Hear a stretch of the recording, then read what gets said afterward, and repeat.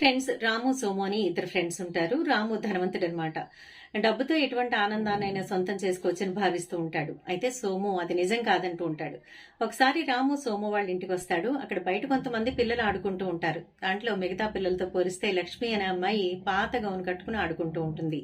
రాము ఆ అమ్మాయికి ఒక కొత్త గౌను కొనిస్తాడు.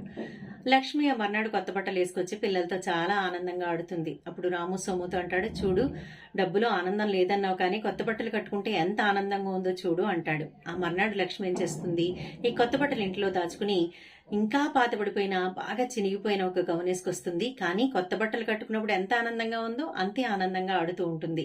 అప్పుడు సోము చెప్తాడు, చూడు, నువ్వనుకున్నట్టు డబ్బులో ఆనందం ఉండదు, కొత్త బట్టల్లో అంతకంటే ఉండదు. అది మనసుకు సంబంధించిన విషయం, నువ్వు తెలుసుకోవాలి. చూడు, నిన్నెలా ఉందో ఈ రోజు కూడా అంతే ఆనందంగా ఉంది అని చెప్తాడనమాట. నిజమే కదండి. ఆనందం అనేది మనసుకు మాత్రమే సంబంధించిన విషయం.